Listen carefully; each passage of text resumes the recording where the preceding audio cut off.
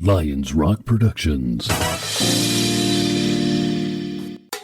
This is Jay Moore. This is Greg Cruz. This is Bryce Vine. This is Dexter from The Offspring. This is Nathan This East. is Sebastian Younger. This is Daryl Ames. This is Stuart Copeland. This is Mick Gillette. This is Andy Summers. This is Dr. Bob Greenberg. This is Gabby Reese. This is Rob Bell. Hey, this is John Leon Guerrero. Hey, and this is Pete A. Turner.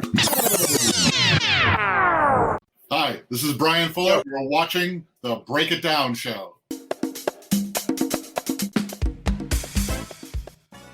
I love you. I love you, Bryan. This is so much fun. I've known Bryan for over 25 years now. We were in the Army together.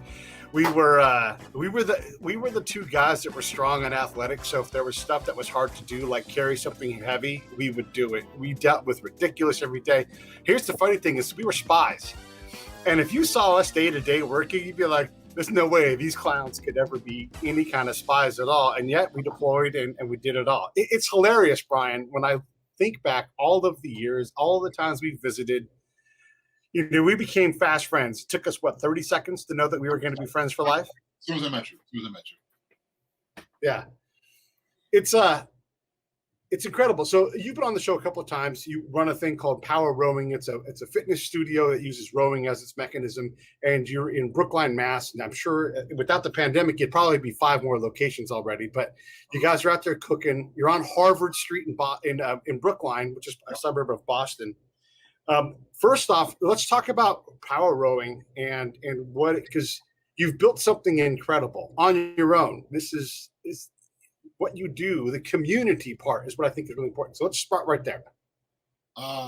So when I started Power Rowing, I really took like a logical approach to like what works and what doesn't work. So I took classes all over Boston, different studios, and I love some instructors, didn't like some instructors, love some environments, didn't like some environments. But I said, what are we missing here?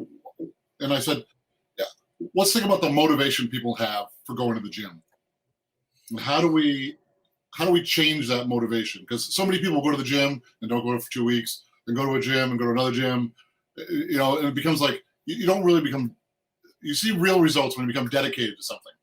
So whether it's spin or Krav Maga or in my case rowing, it's getting people to really make athletics and incorporating exercise in their life as part of their day-to-day regimen. So how do you do that? You have to change the way people think about it, okay? And so one of the things we try to do at Power Rowing is we really try to develop a community at Power Rowing. And one of the ways we do that simply is when you come in, we address you by your first name. Everybody's on a first name basis. If Pete came in, I'd be like, hey, Pete, this is Mike, this is Steve, this is Jen. Pete's a radio guy. Oh, Mike has a radio. You guys should talk. And then spark a conversation that way. So many gyms you go to, you don't meet anybody in there.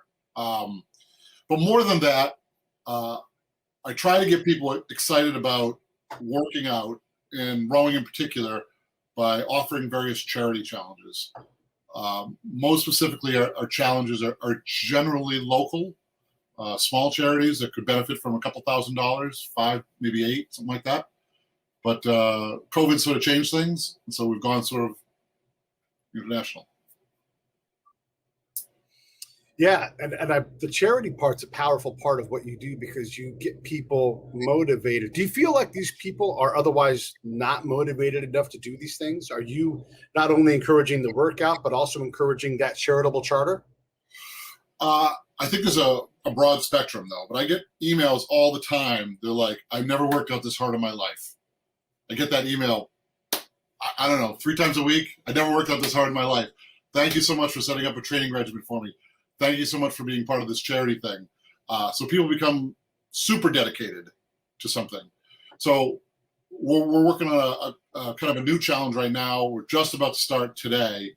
And it's honestly the biggest indoor rowing challenge ever, anywhere. U.S. rowing, international rowing, doesn't matter. This is the biggest challenge rowing ever. And so I'm really going to ask people to do more than they've ever done before. So I guess I want to back up for a second. Sure. When you encourage people to do these things for charity, are you also coaching them in this regard? I mean, because look, I believe that any person who's got any adult that has any level of stability needs to start building on how they do charity. and it requires effort. It's not easy. I always say charity's not easy. These are hard problems you're trying to solve, whether it's homelessness or cats, whatever it is in between. You got to work at it. How hard are you coaching folks to get? I mean, they get involved, but how much incentive are you creating by doing what you do through the gym? So what I do is I try to present the charity that we're raising money for, or trying to raise awareness for, or however we're trying to do, in the form of a challenge. So I might say, I have 100 people signing up. Okay, we're gonna roll for this particular charity, right? So I have 100 people signing up, and so what I'll do is I'll break them down into teams of 10, and I'll say, okay, now the teams of 10 are competing against each other. Okay, and there'll be awards, and then maybe we have more than one charity. The winning team gets to pick the charity. We have a big party at the end. It's like a gala celebration. We have live bands. There's like a big potluck lunch or dinner. So there's like everything has like little levers, and the more levers you pull, the more results you'll get. And so one thing is like, as a charity. Oh, well, yeah, that's a good thing. Oh, now you're part of a team. Oh, teamwork. I like that, teamwork. Oh, now it's a competition. Oh, we got to win now, right? And then there's an award ceremony at the end. They're like, oh, no, I really want that award. So you start pulling all these different levers, and people change their mindset about how they think about working out. And now it becomes like, I wonder what I can do, rather than like, I have to do this. It's like, what can I do? There's people depending on me. I gotta go. So I have people like, okay, kids, look, just have a sandwich. I'll make dinner in a little bit, okay? And like, it gets to be that kind of thing. Yeah, it's okay if you're late for school today. I've got to finish this up, It dramatically changes the mindset for people about prioritizing their workout rather than like, well, I guess I got nothing going on this afternoon. Maybe I'll go get a workout in. This becomes more like you really start thinking about your body, thinking about what you can do. And I find people that buy into my concept have dramatic body changes. It's pretty incredible. The dedication that people start when they really start saying, well, I'm going to work out 3, 4, 5 days a week. It's like the weight comes off, the muscles come on, I have more energy, and you get amazing results. And so along the way, you're doing something amazing. And then at the end of it, you're like, oh my God, I feel great. And it's so funny when I do these challenges because a lot of them are really long. They're like I'm just finishing up a 3-month challenge for an indoor rowing race called the Crash Bees. And it's a really hard set of workouts. And we're just coming to the end of it. And people are already like, so what next? What next? Yeah. So I get a lot of that. But yeah, I'm really trying to change the way people think about working out in general. It's less about, looking at yourself in the mirror and more about looking at you in the mirror. Yeah. And the charity thing then obviously plays a big part of that. I mean, you're giving them opportunities like we're doing this for charity. It's huge. So like I said, people get really passionate about it, especially if it's something where they feel like they have like an influence. Like if we're raising money for, I don't know, the American Red Cross, which is a great charity, but they have billions and billions. So our couple $1,000s doesn't make necessarily a big difference. But if we raise money for a local food bank for kids that don't get school lunches, like a couple $1,000s can make a big difference in a lot of people's lives. So we try to focus on things where we can make a little bit of a difference. No, that's great. And as soon as I'm able, I want to get on a helicopter, a plane, and come out to Boston, and I want to do one for Save the Brave. By the way, SaveTheBrave.org. All you got to do is click on that link, put a couple bucks in each month, and we'll put it to work. But I definitely want to get Bryan and his rowing crew to do this. Don't give him a plug. Give him a plug. I love it. No, it's my charity. I'm good. Yeah. Give him a plug. So the other thing I wanted to ask you about was why rowing? Like why? I mean, look. So for everybody who doesn't know, you should watch the earlier episodes. But Bryan rowed across the Atlantic Ocean, which is funny, Bryan. I saw a headline today about so and so became the youngest American to row across the Atlantic Ocean. Yep. I didn't see that story about you though. Or like fastest American ever, fastest redhead ever, fastest veteran ever. I didn't see those stories. Why? Or you don't have a very good PR person, maybe. I don't know. You rode So across the Atlantic Ocean. So two things happened when I rode across. There's actually a race called it's actually called it used to be called the Woodville Challenge. Now it's called the Talisker Challenge, right? Most people row in the Talisker Challenge. We rode after the Talisker Challenge. So Talisker as a company was promoting the race. They have a big PR machine. We didn't jump into that because we were going for a record.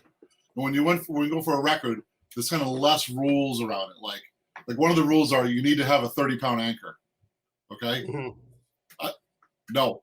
What are you going to anchor on in the Atlantic? I just, there's not enough rope you could carry on the boat to get the thing to hit the bottom. It's about a mile down. So why do you have an anchor? It's just 30 extra pounds you don't need. So there's a lot of things that, like, they requires you to bring 60 days worth of food, right? We brought 30 days worth of food. So we didn't have to carry that extra 30 days worth of weight of food. There's a lot of different things that they require that are probably extraneous. We just want to be as light as possible. She's also the youngest. The sport's evolved a lot in the last almost 10 years now. So it's become a lot more of a headline. So people that are setting these records, oldest rower, youngest rower, first rower from China, first rower from India, something like that, it has much more of a weight than like just another American that rowed, whether he was fast or not. And I've since been eclipsed. Oh, whoa, Yeah, okay. I'm not the fastest American anymore. As far as I know, I'm like, I think there's like a whole team of Americans that crushed us. So I think we're the 5th or maybe 6th fastest team ever. We I had a little brief moment in the sun. That's fine. Every record's meant to be broken.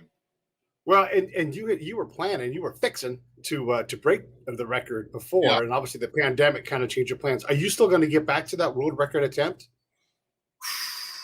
I want to. So I had a bit of a health scare this year. So not a lot of people know this. So back in November, I actually had a stroke. Oh, wow. Yeah. But it was as good a stroke as you could have. Like I walked into the hospital, walked out of the hospital. But it definitely gave me some perspective about being out in the water or something like that for a month or so. Everything seems to be great. There was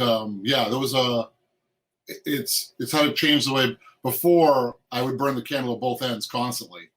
I would have no problem teaching 5 classes in a day. And now I teach 2 or maybe 3, and I cut it off. And I try to take it, I won't say a day off, but I have at least one day where I only have 1 class.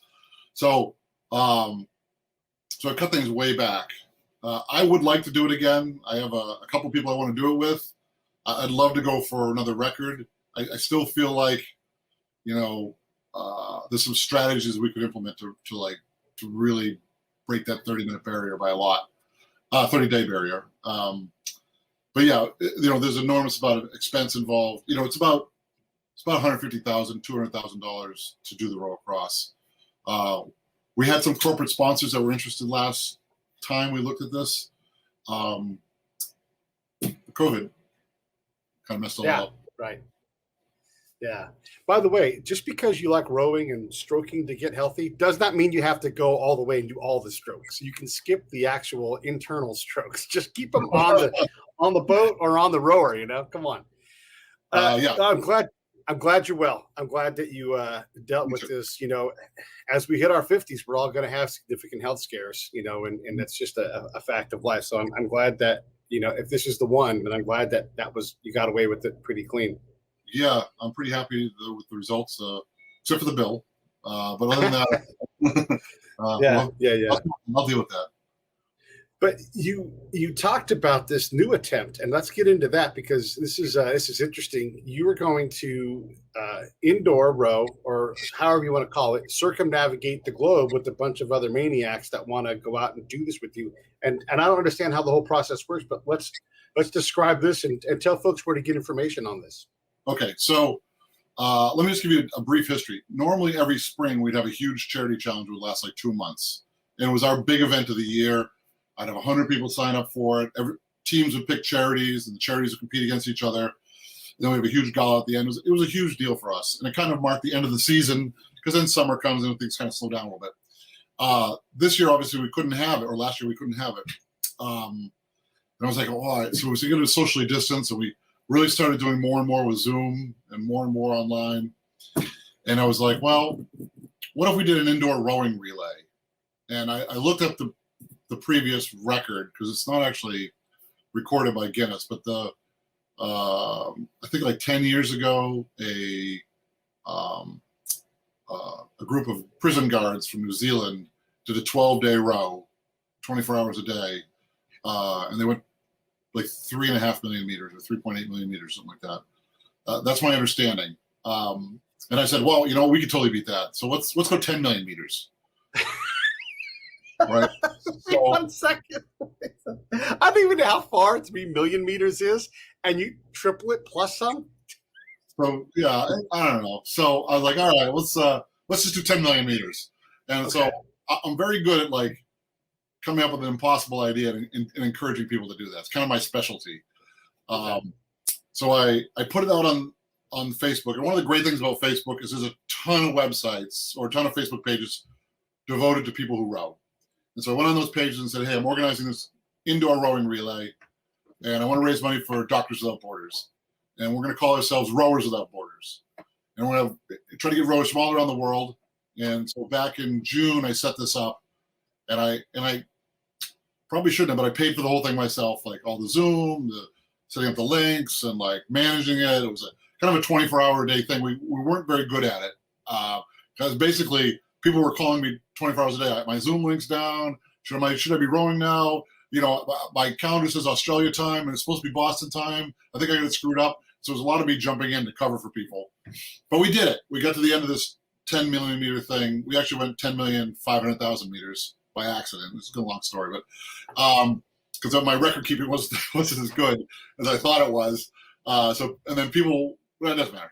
So we went a little further than we thought. We had a big celebration at the end, and it was really, really empowering for people because people were stuck at home with COVID, and like they didn't know what to do. And this really gave everybody like a sense of purpose.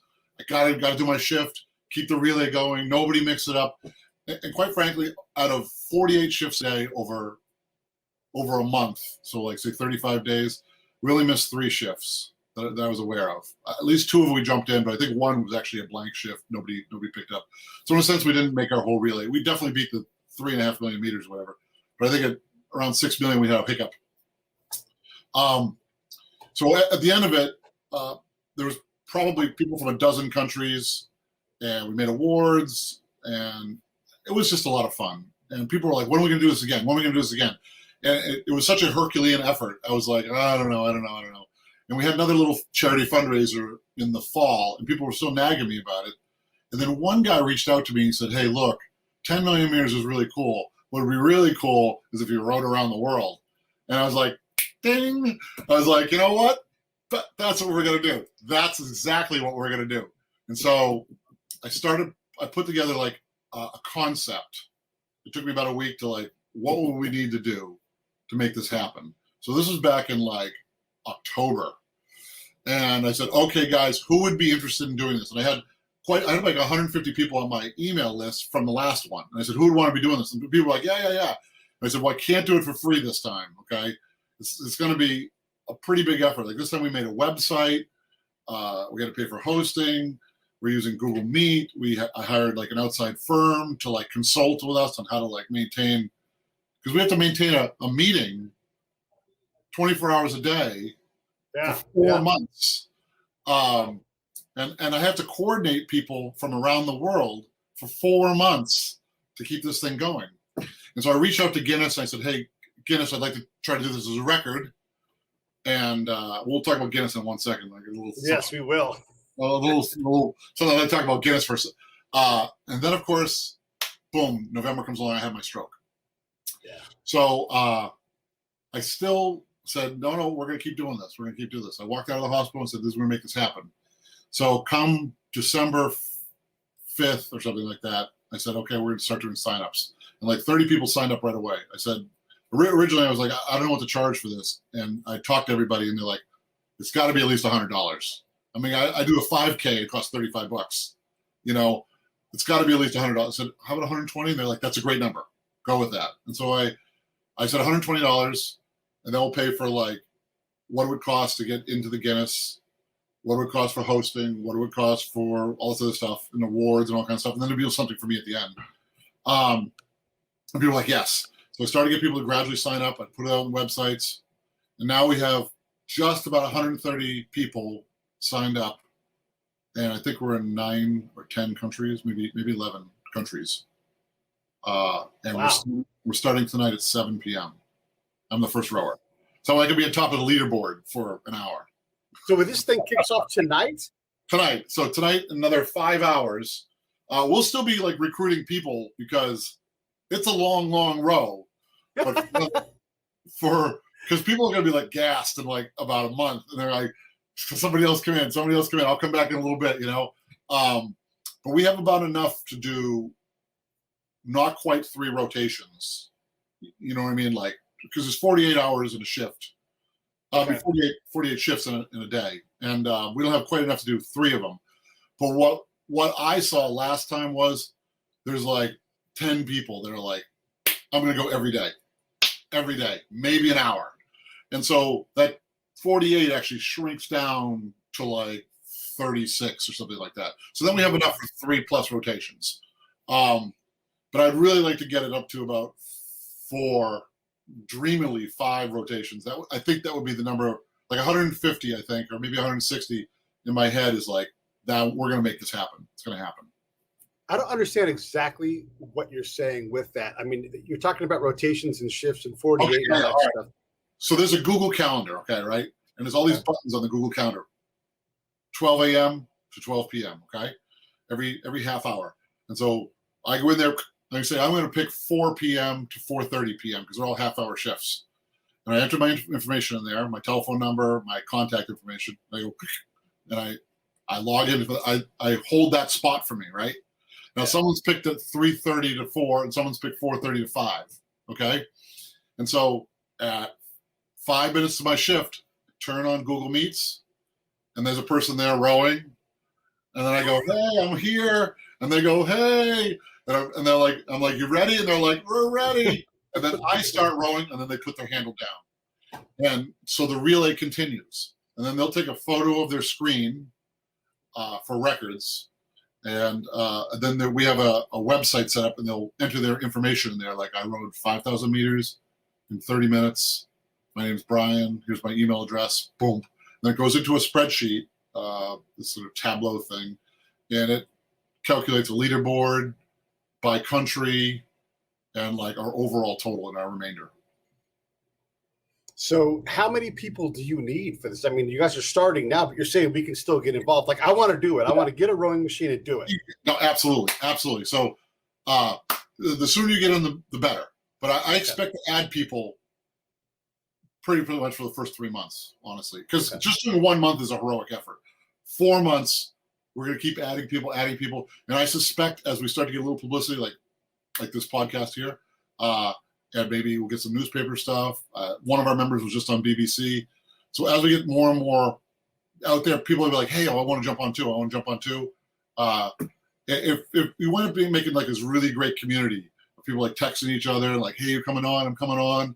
And like people, say Pete Turner does 4:30 every day. He winds up seeing me at 4 every day. You know, we're like, hey, Pete, how's it going? Like, and then we wind up on Facebook, you know, message each other and stuff like that. What'd you watch today? Oh, I watched the Avengers Endgame, you know, for the 6th time. And, you know, so you want to make friends all over the world. It's a really just kind of a neat experience. And when we finally get to the end, we'll make this huge montage video of all of us rowing and like adding up the meters and get it narrated, put music in and stuff. It's really cool. And then, so, I mean, like, look, you can get hurt, you know, going to the thing. What happens if you, okay, no, forget that part. We'll cover that part. Like if you get hurt, like mid shift or something, what happens? But I've never rowed before, right? How far do I have to go? I don't think I can go more than 200 yards. I don't know if 200 yards is a lot. Help me understand for that person who's like, I want to do this. I want to get involved. And I've got a rowing machine. I've been meaning to row. Okay. Talk about that person who's just now getting started at this. Is this too hard for them? So we have rowers as young as 13 years old and as old, I think, as 87. So I think we have at least 1 or 2 Olympians that are rowing with us, and at least 1 world record holder too. So there's going to be a big difference between how many meters you row in a shift. Like the slowest rower might row like 4,000 meters, and the fastest might row 8,000 meters. Okay. And there'll be everything in between. To row a half hour, it's not as hard as you think. It's a little harder than a light jog for a half hour. Rowing is pretty unique in all sort of exercise, in that it's a very, very low impact exercise. So it's much more impact to go for a walk than it is to go for a row, because you're seated, so you don't have that impact of just stepping up and down. It works out to be like a quarter of your body weight, something along those lines of impact. It's pretty low impact, maybe even a little less than that. And where walking is 1 to 2 body weights of impact, depending whether you're going up or down. And running 2 to 3 times your body weight, depending whether you're going up or down. So it's really low impact. So my point is, people can row throughout their whole life. And so, like I said, we have rowers in their 80s. And I train rowers all the way up into their 80s to compete on the national level.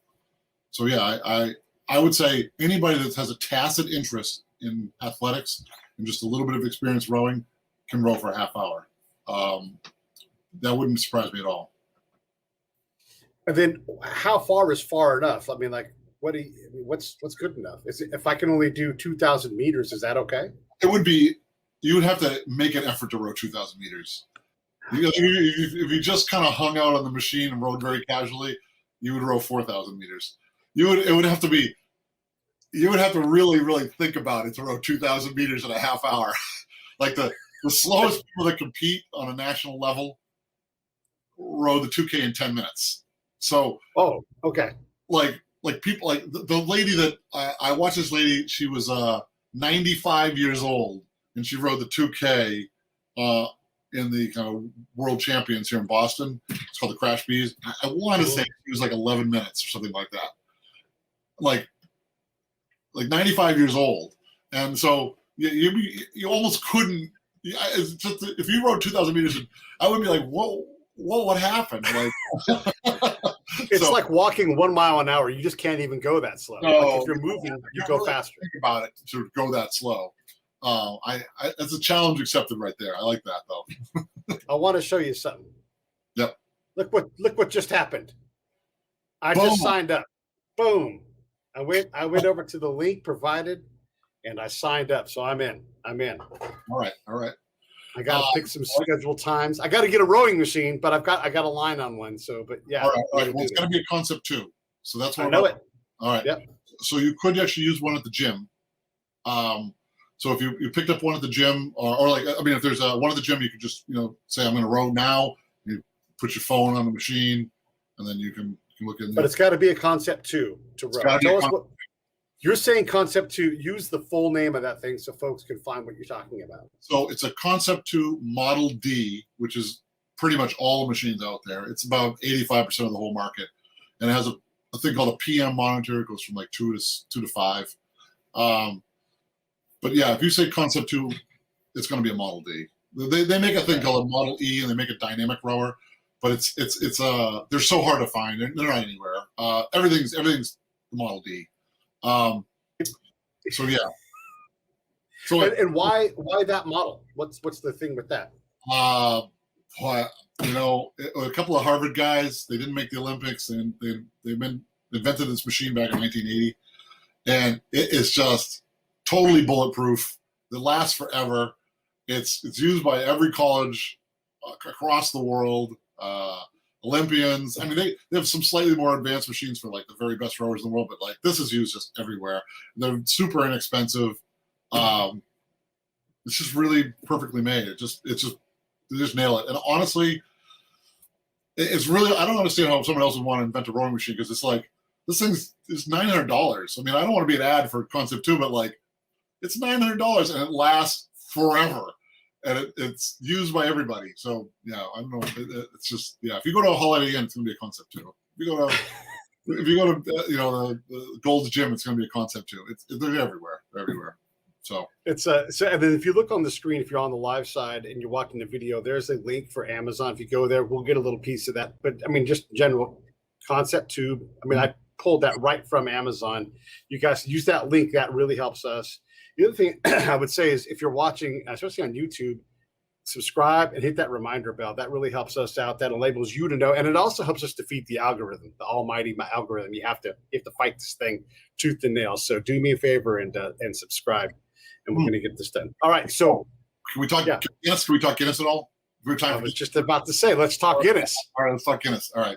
So last time when we came up with this idea, I reached out to Guinness, and Guinness is a mysterious company, to say the least. Like there's a telephone number and it never picks up. There's an email, but it's just a message board. It just goes to nobody. I reached out to them last summer. I said, boy, we would love to set a record for this. We're going to row 10 million meters. Nobody's ever done this before. We set up all these parameters for like managing the process so someone could audit it, right? And be like, we have a photo of the screen, we have the numbers written down, we have who rode, record log, and they could dial it anytime they want. So I reached out to Guinness, and you only have to pay them $5 to apply for a records check. Okay. But there was no records there. So I was like, there's no records there. I'd like to do it.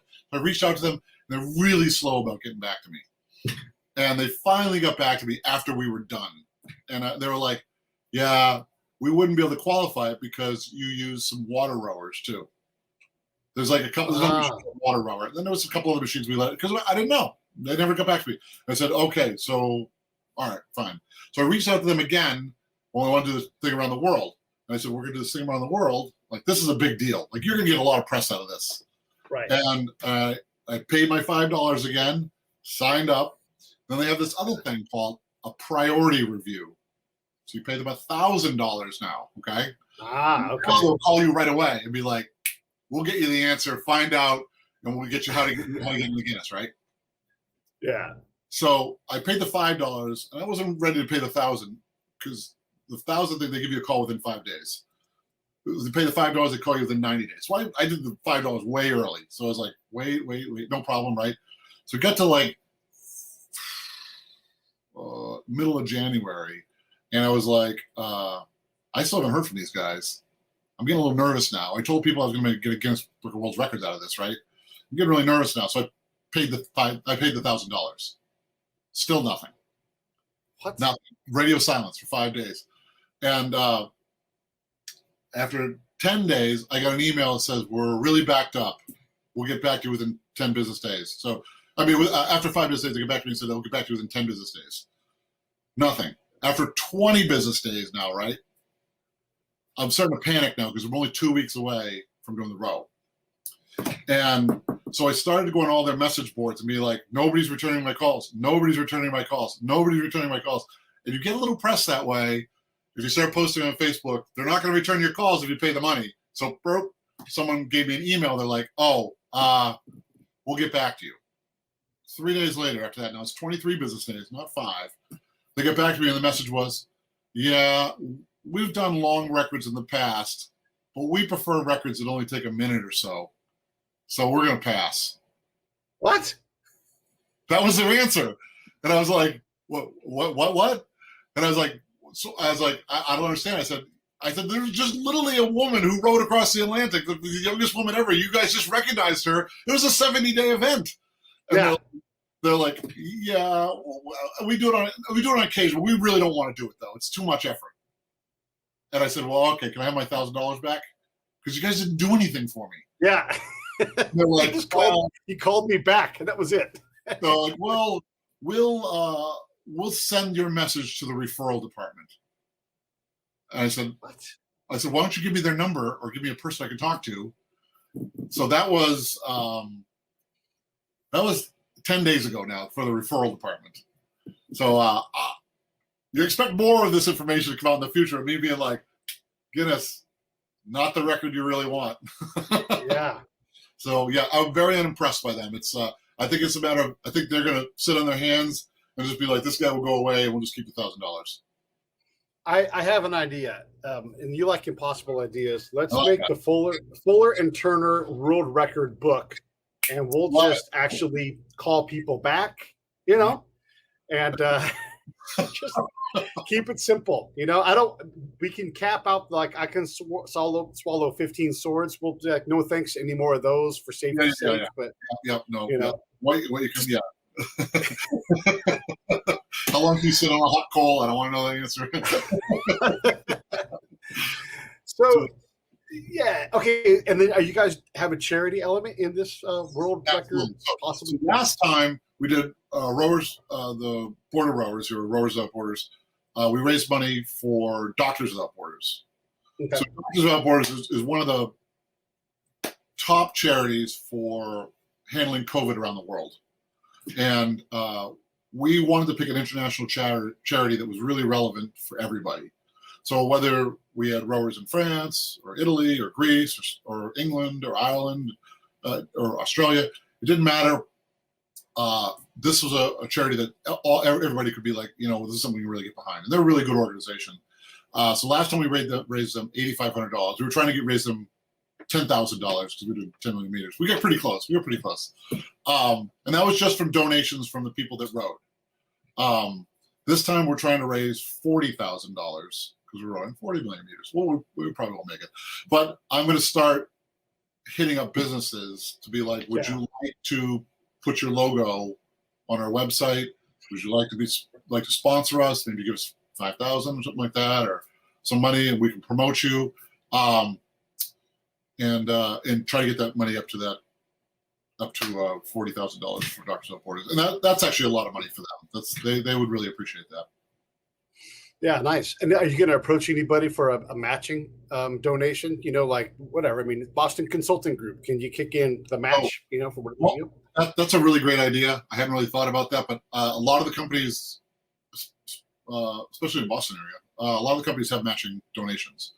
So yeah, I will ask our members that do donate. So if they donate $100 or $500 or whatever, see if their company does a matching donation. So that would be really great because that would get us. Yeah. No, that's awesome, man. I love it. So I want to ask a couple other simple questions. When you go to sit down and you do your row, is someone monitoring you at all, or is this all honor system and photos? So the feed is available. So I'm going to have the feed open on my computer and another person's computer 24 hours a day. And so Google Meet stays open for 300 hours. So once a week, I refresh the screen. So I have to turn off all my updates. Can't get any updates anymore. No computer can't shut down. Right. So I'll have a little window up for Google Meets open 24 hours on my computer. And so every once in a while, like I could do like, you know, cover it over and then, oh, hey, you guys still there? You still there? And like people will be calling me if the person doesn't show up. Trust me. No matter what time of the day, they will be calling me 3 a.m. The person at 3:30 hasn't showed up. I don't know what's going on. Should I keep rowing? And then I usually get up and I get on the machine and I'll start rowing. And then the other person's like, I've been here the whole time. I don't know why the video feed's just not on. Oh. I'm like, I'm going back to bed. So this is one of the challenges for the next 3 months for me is managing this. And we're going to be. Last time I did it all by myself, and it was a lot of 3 a.m.s. This time, I'm going to get some regional captains to be like, there'll be someone in the West Coast, someone in Boston, someone in England, probably. Oh, all right, there we go. I karate chopped my computer. That's all. It's okay. Well, you know, you get that deadly thing. You get too close to Pete, and he's automatically does it. So yeah, I'll probably have some regional captains. So there'll be a call tree for someone in that area that will probably be awake at that point. You got a captain for Southern California yet? I mean, you have one now, but do you have one yet? We'll hold off on that. Let's see if you get a rowing machine first, because I want to be able to get captain. I just have to pick it up. I got it all covered. Okay, all right. Well, maybe that. So, I mean, unless your sister wants to do it, your sister will kick my ass at rowing. I should have won wrong. I will. Okay.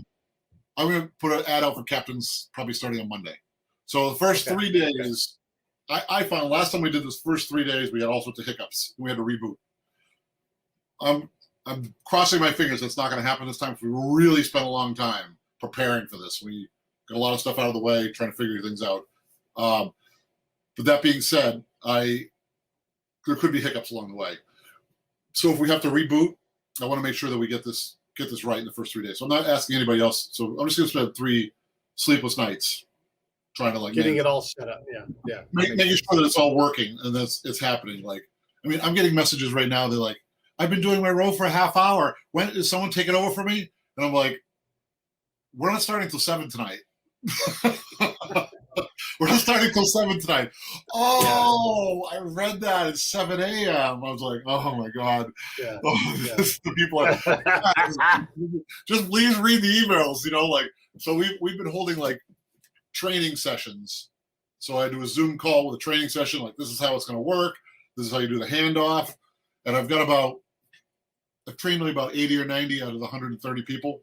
So, and a lot of people are redoing this thing. It should be self-explanatory, but nothing is self-explanatory. Self-explanatory. If it was just one big red button on the table, someone would be like, I don't know if I should pull that or not. Is that the red button? Is just the red button? Push the red button. So usually it's more about like what I say versus what people hear, and I acknowledge that. Like I'm trying to train something that I'm learning myself, so there's probably things I'm not really explaining correctly, and I'm sure people are like, I don't know what the hell he's talking about. What do you mean 30-minute shifts? Like, how did someone come to my house and start rowing on my machine? How does that work? So there's going to be a lot of that, and like there's a learning curve, and then people will get it and be like, oh, got it now. Now I got it, and like people will really get into it. So it's going to happen. Like I said, 99% of it's probably on me trying to explain things badly. And then people going, I just don't understand what he's saying. Well, you are coordinating a multinational effort, with a lot of people, a lot of time zones, some people not doing daylight savings times, Some people English as their first language. So it's complicated. And like, first of all, I had to like sell them on the idea. Hey, we're going to do this. How would you like to be part of it? And they're like, oh, that seems like a lot of work. And I'm like, I know. Just join us. Give me $120. Just trust me, it's fine. And like, it was really good that we did this once before because people were like I had a whole group of people, like 80 out of like 130 people I did said, we're on it again. Got it, no problem. And they went out and recruited other people too. So that was really the big effort. That was a big thing that helped. But yeah, it's US Rowing's promoted it. Concept 2 has promoted it. Even FISA, which is International Rowing, is going to promote it. I think nice. I think British Rowing did something too. I'm not 100% sure, but I know that some people have spoken to British Rowing about it too as well. So we have a ton of British people in this competition. Well, that's fantastic. So let's cover the basics again. So someone who wants to sign up can go to this link that I'm about to put on the screen, and I'm going to say the words out loud. So in case you're listening on the podcast side, borderrowers.com, borderrowers.com, and it's BORDERROWERS.com, borderrowers.com. Yep. And then if you go there, it's very self-explanatory. You sign up, you fill out your information, and then presto changeo. And then I guess after that, you go into a queue where you can pick the shift that you want. I'm assuming, Brian. Everything. Signing up was pretty simple. I did it. It was easy. Yeah, it's actually, it should be. We have really good web developers. I think it's honestly a really good looking website. There's like a kind of the history of what we did before in the past. There's a ton of photos, and if you get a chance, you can click on the video from last time. It's actually really funny. We have someone who's in a little theater work, and she put it together for us. And she's really amazing. Her name's Bethany, and she came up with like a storyline for our video, and they got a narrator and stuff, and like people dressed up for it, and like. I didn't realize people were doing all these things. Like people wore like tuxedos, and like people wore like. There was one guy had like a parakeet on his shoulder, and like another person was rowing outside. There was a kangaroo in the background. So yeah, it was quite a it was quite a fun video. So this time we'll have to try to outdo that thing. We'll see how it goes. But yeah, we had a really good time with it. You mentioned good looking. I just wanted to pull this up and show everybody. Now that is good looking. Look at that. That tandem. Those are two good looking guys.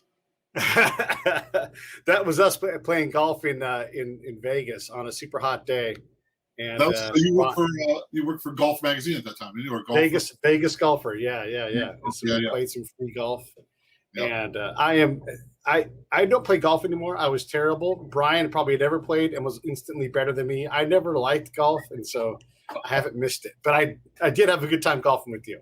I had a great time golfing with you, and I'm not a good golfer. I'm definitely not a good golfer. Oh no, that's true too. I'm just better than me. I'm going to give you all the credit. Yeah. You might shoot 220. I'll shoot 250. You know. I guess that qualifies me as a better golfer. Yeah. And there's probably a good chance that if we're drinking at some point, Bryan and I will probably smash each other with our clubs because that's really what we're built to do. Or smash something on the green too. Yeah. Man, this is awesome. I love that you're doing it. I love to support what you're doing. I mean, I've got to put my hands on my machine, but everything seems to be lined up. And if I was home, I probably would have it already. I'm on the road right now. I'm actually got to make sure I mention this. I'm recording from Jason Diavatis' place. This is Speakeasy in Benicia, and his restaurant is called The Loft. And in the back, there's a Speakeasy that you can't tell anybody about, but we're on the internet talking about it. But yeah, definitely thanks to Jason and anybody who's in Benicia or whatever. Come on down to this place. It's really, really nice. And if you don't know where Benicia is, it's really, really nice. So definitely thanks to Jason for that. Bryan, what look, I pounded you for the last 45 minutes with questions and stuff. What do you want to talk to me about? You want to ask me any questions? You want to reminisce? What do you want to do now? Well, how much time we got? 15 minutes. 15 minutes. All right. Pete, tell me a little bit about the Break It Down show. I mean, like, how did this, I've been on the show a couple times. I've never heard the history of, like, how did you come to do this? Now, look, I want to point this out for people that don't know Pete. So I've known Pete for a long time, and Pete's really into sports. And we used to read all the sports columns when we were overseas. And I think we read Rob Nair. I don't even know if he does it. I don't know if he still writes or not. But and like a couple of guys from Boston that we read. So Pete used to write his own sports column that didn't necessarily go anywhere, but he'd submit his articles, and they were really good, really good. I remember reading them, going, "Wow, this is great." Let's get the next edition. He's like, so yeah.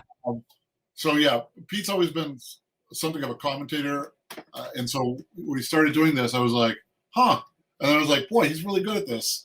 But I've never really gotten the story of like how we put the headphone off the first time. Where'd that come about? It all comes together in the rearview mirror. You're like, this all makes sense. My buddy Corey and I used to take our headphones and flip them around, and they would be a microphone if you plugged them into the mic jack. And so as kids, like maybe tweens, maybe as early as tweens, for sure no older than 13, we started recording our own little show. We would just be silly, and there's probably cassette tape somewhere with it. And so I guess I've been doing it the whole time. And my degree is in TV radio, so all these things go together because, it just, that's how life is, right? And so I've always sort of been into this. And so when I came back from Afghanistan for the last time, and I'm like, I'm done. I don't want to do that stuff anymore. I'm tired of being shot at and burning up my life. I still wanted to tell stories. And Bryan, you know how this is. Like, you go on a patrol, you gather information, you provide your observations, give some analysis, and then you repeat. And that's really what this show has become. So when John and I started, we were doing a community radio thing. John Leon Guerrero was the co-founder of the show. And we would talk on this community radio thing. And they're like, hey, you guys are it's too big. Go do something bigger. Like, this is community radio. This is for people talking about their cookbook, whatever. Get out of here. And so they kicked us out of the nest and said, go build it bigger. And we came out blazing with incredible people. I mean, musicians from bands that everybody's heard of and all kinds of incredible people. Mm-hmm. And we just have kept going, and it just keeps continuing to get bigger and better and more exciting. And it's amazing. Bryan, I think you'll appreciate this because you've built something similar with your, although you're more profitable than I am, but not right now. I'm not.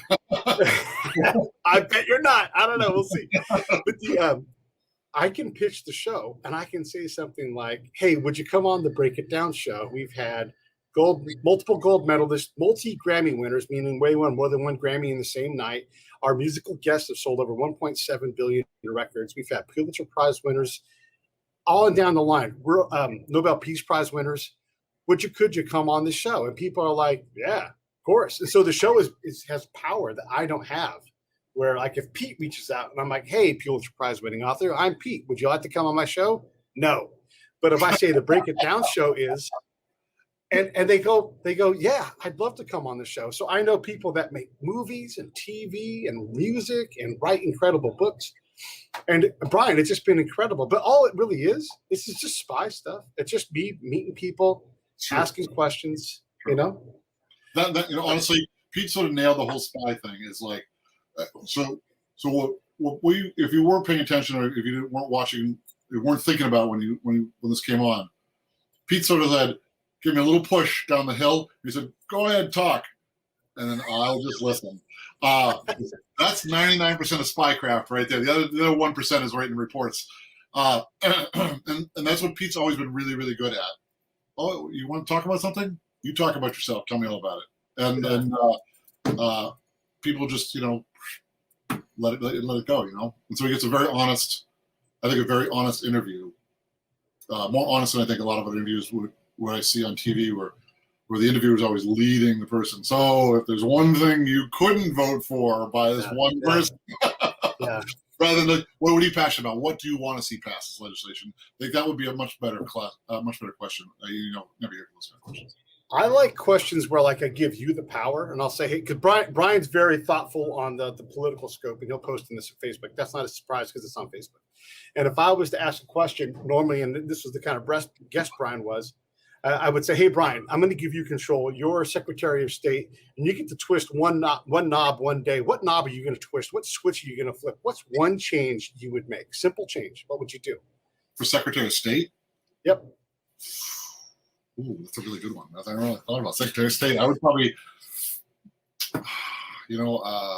initially I would say something about tariffs or like trade in general. But I think, Secretary of State, I would like to see people just travel more, honestly. I think just some way to make it easier for people just to be like, here's my ID. And I know people have passports and stuff like that, but there's visas in countries, and some countries you can't go to, and some countries just make it you can just go across the border, check it out, have a look. In my dream world, Secretary of State, there's still countries, but like you're kind of a citizen of the planet. You can just travel the world and see everything out there. I find the more I see, the more I realize how myopic I am, and like how incredible everything else is. So I think when you broaden your view of the world, you're like, well, you know what, that makes a lot of sense, you get a much more nuanced view of everything. You don't just say, my little spot in the world is the best parts of the world. It's great for me, but like there's other things out there. So I think this is my Secretary of State answer right there. I like more travel is a good thing. Another question. Bryan has got a fantastic background in Greeks and history, and I mean his email is his email is Brasidius. I mean, come on. So he was a general in ancient Athens. It doesn't matter. Yeah, but this is the point, right? Like you care about these kind of things. Yep. Are we a little bit too hard on ourselves? I mean, we're trying to solve the problems that the Greeks were trying to solve. I mean, some of these problems are the human condition, So are we too hard on ourselves for what we expect? I think that the problems are obviously reoccurring. Like the old adage is like, these kids today, they don't have any education, right? And like the same person that did whatever they did when they were a kid, it's really a challenge to have everybody take a step back and be like, we're all in this together. It's really easy, I think, for people to say it's us and them can be anything other than you. So there's always a real challenge there, and I think that challenge has been happening in civilization since time immemorial. And I think we're making a lot of the same mistakes because it's not really something we really try to teach. We try to teach how to accumulate wealth. We try to teach how to survive, how to find a place in the world, but we don't necessarily try to teach how to be part of the world. So it's very easy for us to keep making those same mistakes over and over again. And it isn't necessarily about a system of government, or I think we need to start changing the way we think about things. And I don't know how to even approach that as a concept. But yeah, the same problems were happening in ancient Greece. It's just a bigger scale. Kings, queens, democracy, doesn't matter. So yeah, that's like a non-answer answer. So my answer is like, I'm not really sure. It's not an easy question, I mean, Easy question. are we too hard on ourselves? Maybe we're not hard enough. I don't know the answer. I do know that if we look out for one another, if we do our best to be our best, a lot of these problems are solvable. And I can say specifically from being in places where instability is the norm, it's the nano, the pico problem, the super small problem that you can fix. Like right now, if you and I found a veteran that didn't have and I use this example all the time because it's so simple, who's a couple of years behind on their car registration, and they're just never going to be able to put that $1,200 together to get over that hump. You and I could go out right now and solve that problem within a day if we really were focusing on it and put that person on a better platform. We're not giving them anything incredible. We're just solving a tiny money problem for them. But for them, it's a mountain and they can't get over it, and you give up and you're like, who cares? And give me another ticket. And they take my car. That's no way to get to a thriving position. And we suck at that.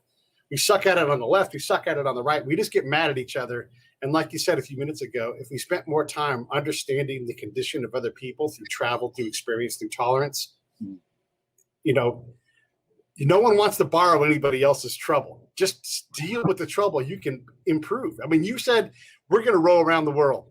The next thing I know you're going to do this. It's not my idea. It's your idea. I'm just telling it to you from the future. You're going to say, now we're going to row to the moon, 250,000 miles. We're going to do it. I know you're going to do these things because this is how you lead. There'll be some other challenge I'm going to come up with after this. I promise. This is probably border rowers is something I'm going to do every year going forward. I'm not sure that I'll do it in this capacity. It might be it might be go back to 10 million meters in the future. Because the experience being part of this like global community is just so great. And raising more money for charity is just great. It's a great feeling. Every late February, early March, we roll this thing out, kind of kill the winter, and find some mutual interests around the world. I think it's a wonderful thing. I love it. Well, listen, everybody, you can head over to borderrowers.com and sign up and support. What if they just want to donate and support the cause, but they don't want to row? Where do they go? So yeah, you can go to Border Rowers. There's a link to Doctors Without Borders. We'll have a little thermometer there. Hopefully we'll get towards the top of it when it's like red hot. We're there. Like I said, they're a terrific organization. Lovely, lovely people. Essentially, if you don't know what Doctors Without Borders is doctors donate their time to go to different places in the world that don't have medical care. And so they might donate a week or something like that, and then go there. And then the Doctors Without Borders helps organize supplies, and it's just a great organization. And obviously right now with COVID and everything like that, medical personnel are in short supply everywhere. So yeah. Anything we can do for them would be great. It's a great cause. All right, let me wrap this thing up. Hey, if you guys want to support the show, you can always go to my PayPal account. A little bit of money each month is big. It's a big difference. It all goes right back into the show, whether it's equipment or getting, help me pay my Macedonians that I have that work with me, or just, help me buy ads. So that's a big way to do it. You can always support the show that way. You can always go to savethebrave.org, click on the donate tab, put in money each month. For sure, go check out Power Rowing in Brookline, Mass. If you're anywhere near Brookline, Brian, you can do remote training with people too, right? They don't have to be from Boston. So I offer, so I get people calling me from all around the world to learn how to row. I'm an indoor rower. I've become kind of something of an expert on indoor rowing. I've been teaching it for 4 years now. I'm a certified instructor with Concept 2. So people call me all the time. They're like, what do you think of my form? And I'm like, let me help you out. And so I'll do a Zoom class with them. A lot of times, for a half hour, we charge $50. If you can't afford it, just let me know and I'll do it for free. But then we offer indoor, all of our rowing classes and all our classes in general, all online. And so if you're interested in trying to take one of our classes, we have rowers. I have regulars from England. They take my early classes. We have people on the West Coast, Texas, I worked with someone from Israel the other day. I taught one guy in China the other day, and a person from India. I had a regular for a long time in Australia. We just work out the time zone difference. But yeah, if you need help with your form, and you're new to rowing, I can definitely help you out.